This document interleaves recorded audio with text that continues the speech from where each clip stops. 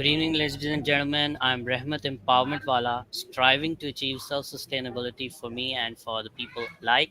I'm host of this amazing platform and podcast, Empowering Mind. The purpose of this podcast is to call upon such prestigious guests who haven't just explored their own mindset, but are trying to empower other minds too.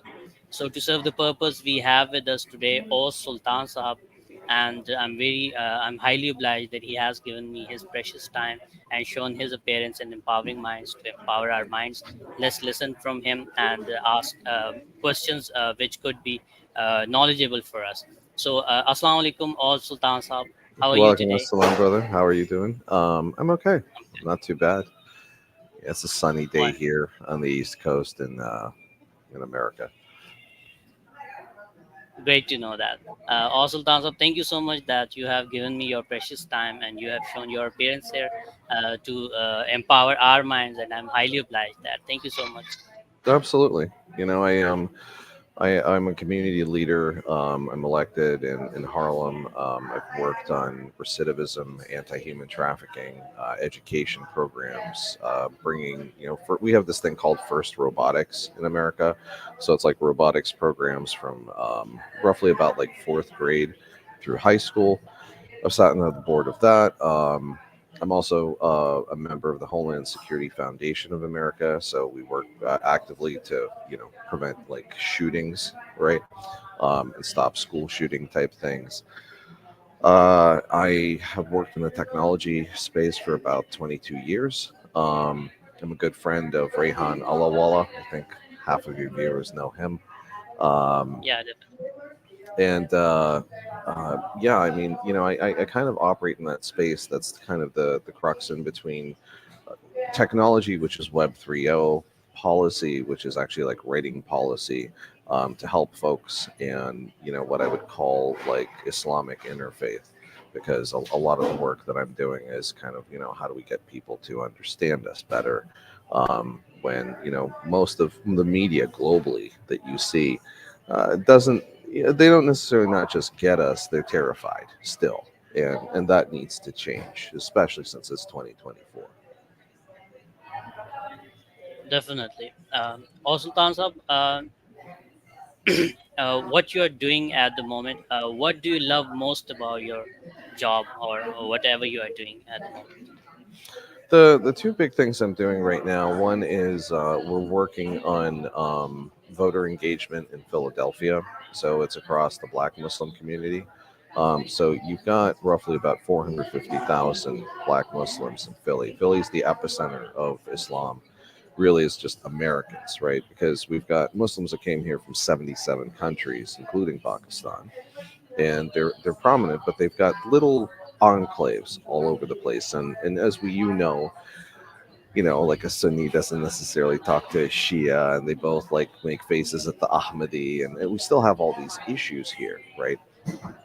And the opportunity, I think, is one where we have a potential to develop a little bit of political engagement in a way that it hasn't been done over the course of decades. That's number one. And then on the opposite side of this, I'm working with a couple of projects. So Vitalik Smart Token, which is VSG.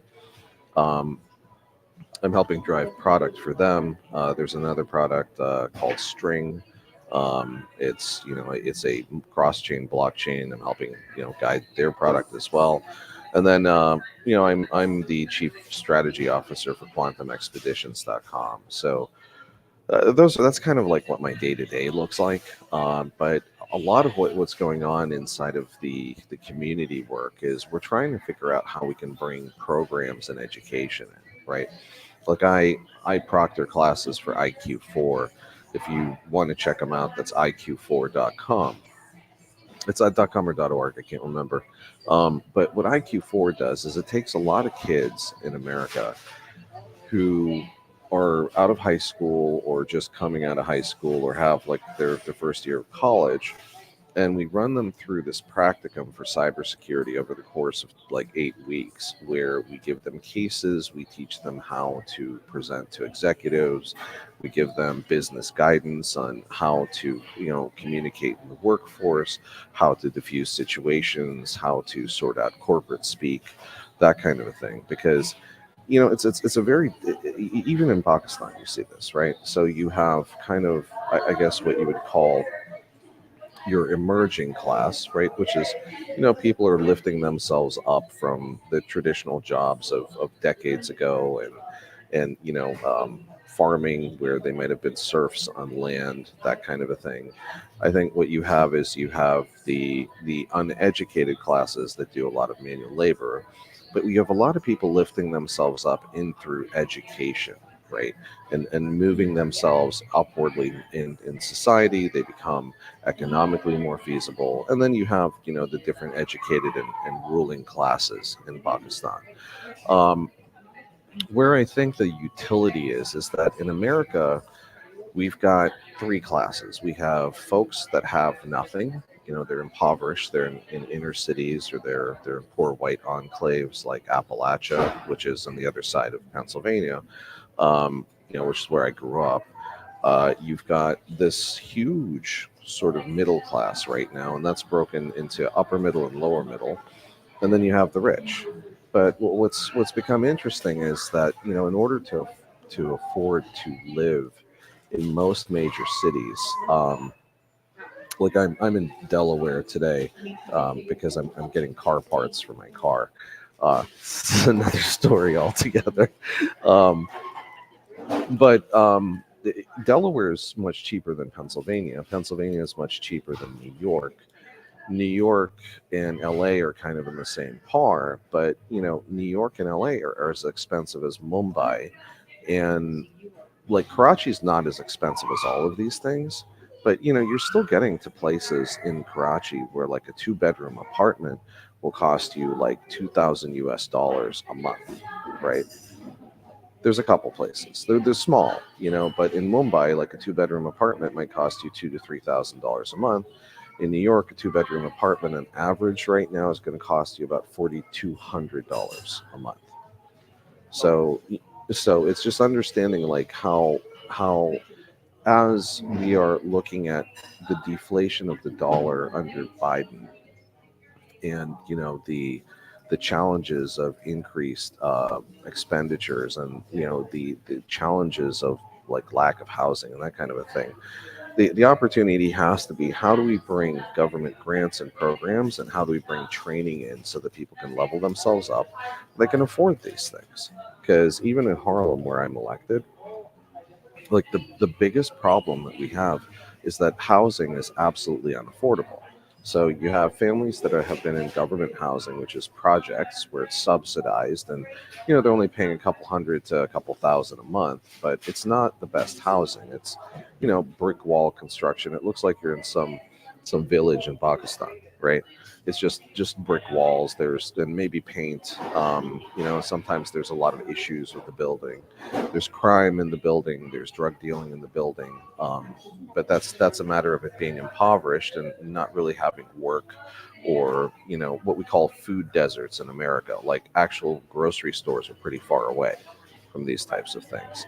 And then you have regular housing. But the problem is that even 10 years ago, you could graduate college, you could get a studio or a one-bedroom apartment for maybe like $1,800 a month, and you could live there and you could work and you can do things.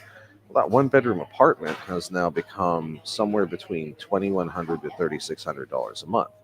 So the only way that we're going to sustain this stuff is that if we help our communities level up their education, level up their understanding, and kind of find new ways forward. It's a mindset change in many cases. And I think that's the same way in Pakistan, that you have a lot of mindset changing to do if you're going to improve the lives of people. Political issues notwithstanding, geopolitical issues notwithstanding, right?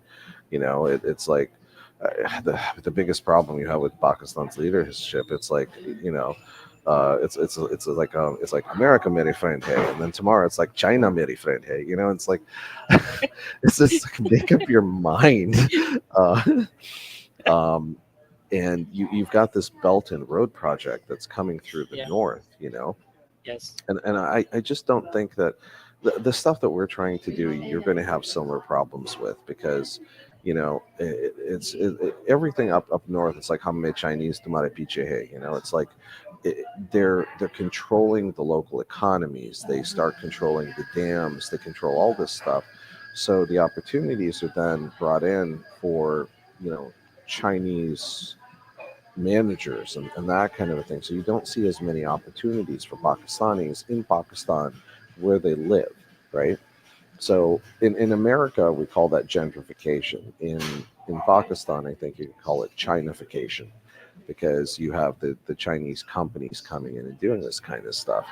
But it is, I think, a global challenge that we have on a consistent basis, where costs are going up, the need to educate people is increasing, and the need to make sure that people have access to sustainable programs is there. You have illuminated many issues here, and that's very good. Awesome. Thank you so much. I would love to know about quantum expeditions. How did you start that? What are the plans, That, and how that's a does the that's a funny that's a funny story. So you could share that Medium article that I shared with your listeners. So sure. I got diagnosed with cancer in December of 2020, and I spent all of 2021 in a hospital bed. But at the same time, we had COVID, so no one could come and see me, and I was in insane amounts of opioids, like because of the chemotherapy. God, what did they have me on? Okay, so for all of your doctor and medical folks out there, they're just going to gasp at how much this is. I was on 175 micrograms of fentanyl constant dose patch. Okay, that's 24/7 constant dose. Then I was getting 8 milligrams of Dilaudid every 4 hours. No, sorry, every 6 hours is getting 8 milligrams of Dilaudid. Then, if I still had pain, there was a morphine auto injector in my arm. Okay, so this was like for a whole year. I was Wow. basically a vegetable, because I couldn't really do things. I couldn't work, and I had to manage the finances at home, and I had to, sell Bitcoin. I had to crack my RA. I had to break my 401. The 401k is a retirement savings program in America. I had to do all these things. And so I'm lying there in bed, and I'm, reading, because that's really all I could do. Wasn't like sort of like in a headspace to do work. And I got a hold of my buddy Maddie, and I was like, you know, we should get into mining Bitcoin. And we went through a process, and we said, okay, well, we initially thought we were going to do this thing called flare gas. And if you look at like Pakistan's energy problems right now, a lot of your problems could be solved by having a good natural gas deal. And I think that the toss up is it going to be a natural gas deal with Iran? Is it going to be a natural gas deal with China? Is it going to be a natural gas deal with Russia? And what is it going to be a natural gas deal with the United States? But I think that's all really up in the air, and that's really where your geopolitics is falling into this. Like the destiny of Pakistan may be dictated by natural gas, right? Because that runs all the turbines. Because people are like, well, why do they need that? I'm like, because the infrastructure is like broken up in Pakistan. Like, you got a lot of nice infrastructure in Karachi. Go up to, what used to be Northwest Frontier Province, in that area. That's like a little bit here, a little bit here, 50 miles, a little bit here. It's tough. So if you want to get things going, you need things like that. So we started with flare gas. We ended up getting some really good energy deals in Texas. And we started, fundraising. We had one round of fundraising. We set up the transformers, the site, and then we started this crowd raise. We merged with a company called Badgerland Mining out of Wisconsin, and basically we set up our first center. So as of starting in 2020, going through all this, sorry, 2021, going through all this, starting from a hospital bed, working with people around the world, and you've got a Muslim, a Yahud, and a Christian guy working this thing together, right? Wow. And yeah, that's what's the interesting part about it. Yeah. We put this company together. We are finally we're just on the light level of profitability. Like we're making a couple $1,000 a month. We're going to continue to make more, but we were able to do this from me starting in a hospital bed. So I think what the moral should be to all of your listeners, Muslim and non-Muslim alike, is that look, if you put your mind to it, you can get these things done, right? And success isn't predicated on like the traditional ways we think about it. We're always going to have some uncle and auntie telling you, taba, that kind of a thing. Like, but that's their life. That's not your life, and we're living in a world now where we've got artificial intelligence, extended reality, mixed reality, and we also have the weird fact that there's a device in every single person's hand. I mean, it doesn't matter if you're some big boss or some chamcha or a gunda. You have these devices. It doesn't matter if you could be like what the Hindus call a dalit. I don't know what the word for servant is in Urdu, but they have phones, you know. So I mean, the democratization of technology now is way different from like when I was growing up. Like when I grew up, like the big thing was dishwallas, like dishwallas going out and getting into like these villages, and all of a sudden, you were connected to the world. And then Yeah. the next thing was like cellular systems. That was crazy, because remember, you used to have to go to some baji, like if you're in a village, you had to go to some baji and like pay her to use her cell phone. I just remember one time I was traveling to Pakistan in God, it was like the early '90s, and I was like, I need to use the phone. They're like, well, you got to go and pay auntie like 100 rupees, and I was like, oh, I get the American rate. Um, you know, it was that kind of a thing, and like just in 30 years, think how far we've gone. So how many traditional doctor, lawyer, engineer type thing is out the window, right? Like the careers of the future, what you really need to be thinking about. The doctor, lawyer thing is always there. Those are careers that'll always be there, but they're changing. Like even when I was having cancer therapy, they were talking about doctors using extended reality systems off of so what they do is they do a PET scan of the brain. Like let's say someone had a brain tumor, they do a PET scan, they get a rendering of the brain, right? Then they would Yeah. use mixed reality to put a 3D model up. Then they would use augmented reality goggles to train these doctors on the tolerances of how you have to use instruments on a brain where like a little slice that's a millimeter too far could have someone going from speaking like me to speaking like that. I mean, these are really sensitive areas. So everything is going to be intermediated by technology, even down to crops and farming and that kind of thing. There's artificial intelligence systems running water spray systems. All of this stuff is coming. So the question inside of this, to these aunties and uncles should be really like, you know embrace the fact that we're going to have to culturally change, right? And embrace the fact that like you still will have doctor, lawyer, but engineers changed already, right? Think about this. In the course of our lifetime, we've gone from hum ya kya se computer engineer, tabba tabba, to like whoa, my son is a computer engineer, right? Like this Yeah. has literally happened in a span of 20 years. um and I think the next 20 years are going to be far more radically changing on things like this. Drone technicians, drone pilots, folks that, are doing prompt engineering for artificial intelligence engines. And then the specificity, think about this, language specificity is another big thing, right? What's the population of Pakistan? Like 88 million? It's 250 million. 250. Okay, so it's like literally it's a little bit smaller than. Sorry, my numbers are from a couple decades ago. No problem. No But problem. America's 340 million people, Like we're not significantly larger. We just have significant more land. Um, Yeah. but of those 330 million people, or sorry, of those 250 million people, you know, what is the opportunity to lift people out of poverty? What is the opportunity to give someone a better way of life? What is the opportunity to get someone to make 500 US dollars a month? Right? Like that is the kind of thing that's a big difference from, like worrying about where you're going to buy rice and dal to now being able to afford a decent house. And maybe you're not in a fancy area, but you have a house.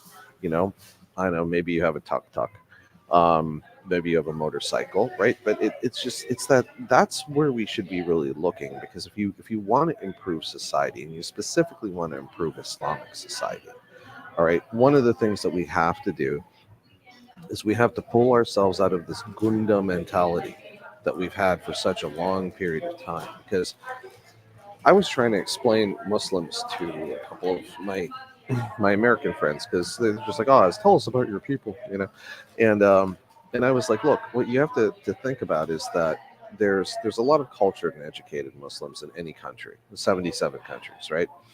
Yeah. But the biggest problem that we have is that 20% of the people are educated, 80% of the people are gundas. And the word for gunda over here is redneck. Okay. Okay. Okay. So when I went and I basically explained to someone that like, look, all you have to know is that these Muslim people that you're terrified of, they're just a bunch of rednecks. All of a sudden you've democratized the conversation, because they understand that you're putting this in terms that they get, because everything else otherwise is so foreign to them and so spicy, you know and it doesn't need to be that way. And that's also where I kind of laud what Rayhan does. He bridges these conversations, like I was telling you before, like with some of the earliest conversations that we had, it's always Muslim, Christian, Jew, or Muslim Jew. And I got him involved with a bunch of my friends that are Jewish activists in New York.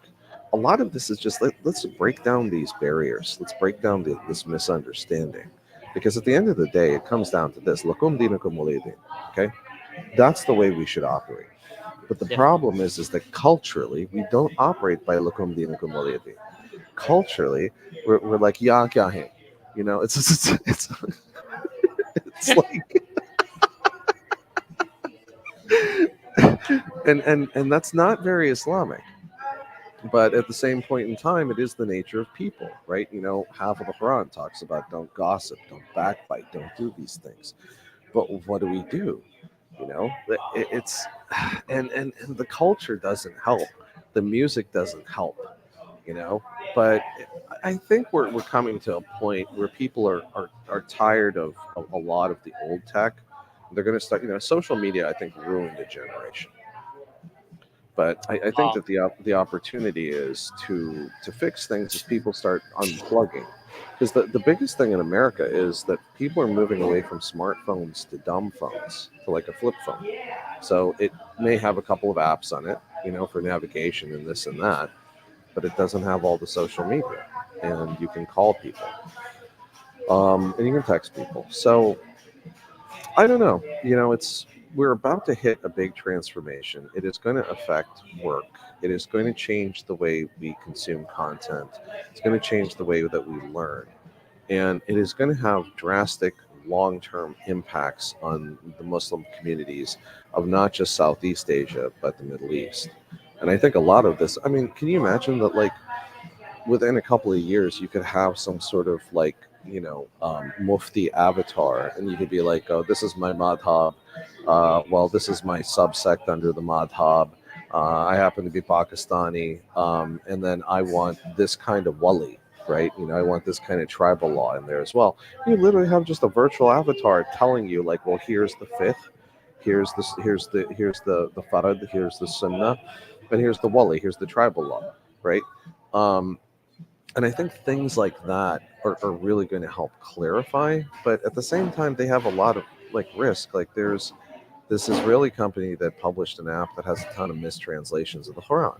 You know, that's all haramzadeh. But we are in this really bizarre space where we have technology, like fighting technology on the the ground of the mind in social media.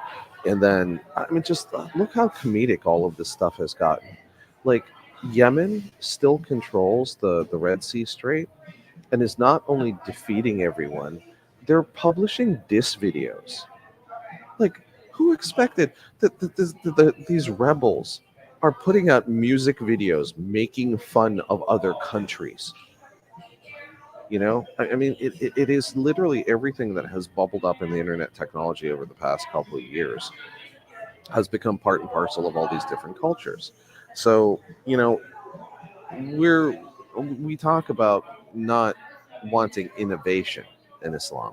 I think what we have to deal with is the fact that the innovation of information access isn't necessarily something that's un-Islamic, but it is the methodology by which all of these things are going to change, and all of these careers are going to change, and all these industries are going to change. And from a policy perspective, I mean, it would be great if Pakistani leadership could figure that out. It would be even better if they could figure out if China was their friend or the U.S. was their friend. Pick one. You can't have both. Um, but you know, you guys are you are the anchor of global stability in a region that goes up into the stans, that touches up, Afghanistan, Tajikistan, Uzbekistan, right? And then you really have issues with India. I think India has issues with anyone who's not BJP at this point. Um, not BJP, donk, smash you on the head. Uh, That, it's like what? You live in Kashmir? No. What do you mean I don't live in Kashmir? I'm like, you're not a citizen anymore. How did that happen? Um, but this is what we're dealing with. We're dealing with the yes, same types of pressures that led up to World War II. And Pakistan is in a very unique place, and that's where I think, just long term, I think it's better if Pakistan were to hitch its fortunes. Now, granted, it's a hedge either way, but I think it's better off with the United States than it is with China. But we have to see how this plays out, because China and Russia are forming an axis to a degree right now, and that means that they're going to be against Europe and America. So the last time this played out, China got caught, or, I'm sorry, Pakistan got caught in the crossfire. That was World War One, World War Two, right? Back then, it wasn't even Pakistan; it was the Viceroy of Persia that was administering Pakistan at that point. Um, and the only reason I know all this stuff is my family lived this history. Like, my dad survived partition, and his I told you this before. Four brothers in his family. One ended up in Iran, so he became Persian. One ended up in Pakistan, which was then created, and we have Pakistani family. One stayed in India, and we have Indian family. And my dad left, and so now we're all England and the United States, mostly United States, because my dad was sponsored by a steel company to come here. But it just touches on like the nature of war and the nature of things that we're living through right now, just being a reiteration of what we had in the past. And we have to be cognizant of that. And I think as Muslims, we really need to understand our history better, because we always have, some gore using that against us. They'll always come and say things, and it's just we're unprepared to defend ourselves. And I think that needs to be fixed inside of this whole world that's changing and evolving, where we can bring better resources to people. At least that's what I'm trying to do. That's what Rayhan's trying to do. But there's a big definitely. opportunity to, I don't know, be the change you want to see. See if you can help in your Definitely. community, type thing. Wonderful, awesome, wonderful. I heard that you are a cancer patient and you are looking fabulous, fantastic, strong. May Allah give you Almost complete 100% and through. speedy Alhamdulillah. recovery. Yeah, almost MashaAllah. 100% through. Four more months of therapy, and I should be fully clear. Inshallah, inshallah. All praise to you for your speedy recovery and complete recovery. Thank you, Uh, brother. al- Also, last question if you have 2 or 3 more minutes for me. Absolutely. Uh, Okay, so we are seeing and watching and experiencing that there are wars, there are terrorism in the world, and everyone is, capturing others' lands, other right of living. So, as human instinct, we love peace. Human Hmm? instinct is to live in peace. But why do we see these type of thing that there are war, there are terrorism? What do you think, and what are the solutions for that? How we can peace prevail peace in the On a world? simple scale, it is land. The biggest issue for all of these conflicts right now is land. Okay, the Ukraine conflict is over land. The Israel Palestine conflict is over land. The conflicts that are going on in Ghana and South Sudan are over land. But then it comes to the second issue, which is hegemony. And hegemony basically means our ability to control not just this country, but this region, right? So Israel has this idea for Greater Israel, which is that they have hegemony over Jordan and Syria and part of Egypt. And I think that that's not realistic. But at the same point in time, Pakistan has an idea of hegemony over Afghanistan, some of, maybe going into a little bit of Uzbekistan and definitely Kashmir. But they don't have the organized military might and leadership to do something like that.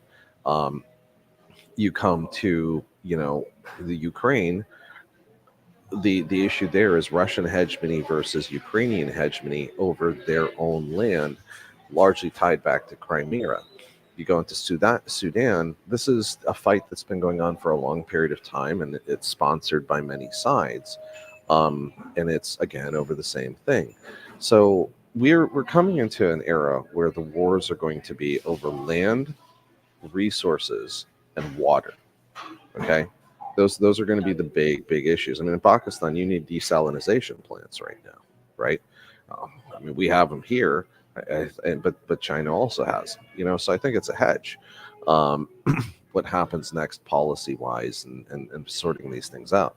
But the biggest problem is that in the postmodern world, where a lot of people are secular, right? Where we're not operating by Judeo-Christian Islamic values, by Abrahamic values. And you have a lot of people that are just, even if they're in Muslim countries, they're not leading by Islamic values. They're leading by, they got educated in some British school, or they went to Harvard or something like that, and they're very secular. This, I think, leads to the degradation of some of the fundamental foundations of how you maintain community and how you benefit people. Because if at the end of the day it's just about numbers and it's about growth and it's about territorial conquest, well, so many people inside of that are going to fall by the wayside. And I think that the way to fix this is that there has to be some sort of bridge between people of faith and people of not faith to understand each other as number one, right? Because this is, think about half the conflicts.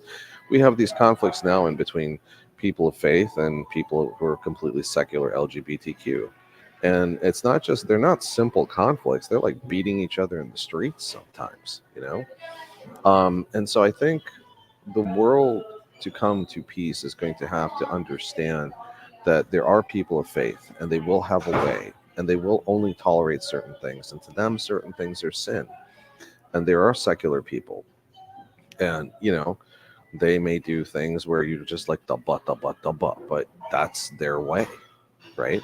And then outside of this, think about this, because this is the first time since the 1800s that we have six generations living side by side. Even in Pakistan, you have, the boomers, Generation X, which I am, millennials, Generation Z, or sorry, yeah, Generation Z, Generation Alpha, and then you have this next generation that's after Generation Alpha, which is every kid that was born like from 2017, 2018 on. Oh, So six generations. And just think about the difference in between what a boomer thinks to what someone who's 10 years old thinks, you know?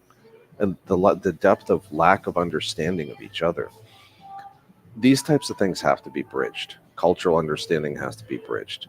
Religious understanding has to be bridged. And tolerance needs to abound. That's how you get peace.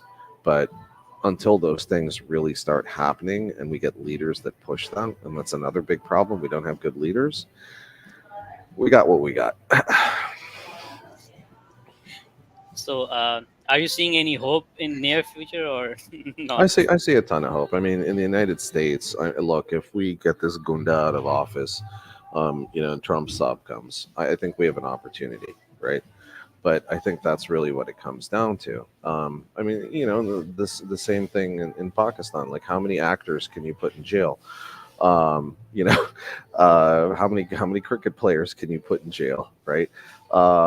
Not commenting anything further than that, but but there has to be stability in leadership to get to these types of things, and I think political instability is one of the things that leads to it. Political stability will drive guidance, and also the other thing too is that I think America, and I shame the Biden administration for this. We shouldn't be funding wars. What we should be doing is funding peace discussions, right? Definitely. And inside of a peace discussion, everyone's going to lose something. But it's just a weird state of affairs. It's very World War I in terms of like the way the people are thinking, and the way the leaders are thinking. And I don't know how long that is tenable, and I also don't know if that's going to lead to greater war.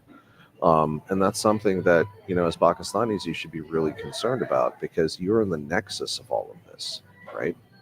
I mean, if anything really breaks out in Central Asia, you guys are the ally that everyone should be thinking about because you have what 171 nuclear weapons in your arsenal. You've got a standing army of what, a couple of 250,000 to 500,000 soldiers. I mean, you've got American weapons, you've got Russian weapons. You know, there's opportunities to lead. Um, but this is the big challenge that we have right now because the cheap way for everyone to make money is war. But we see what war breeds. It just breeds nothing but chaos and death and destruction. And I think there's better ways to do this. And I think part of that's technology, but the rest of it is we need to raise, up good leaders in our communities, and we need good policies. There should be friendly relations in between countries, but I think closed borders isn't necessarily a bad thing. Thank you so much, Sultan Saab, for your wonderful discussion. I really liked that. Really enjoyed that session with you. I hope you had the same experience with me here. This is fantastic. Listen, I'm happy to come back if your listeners liked it.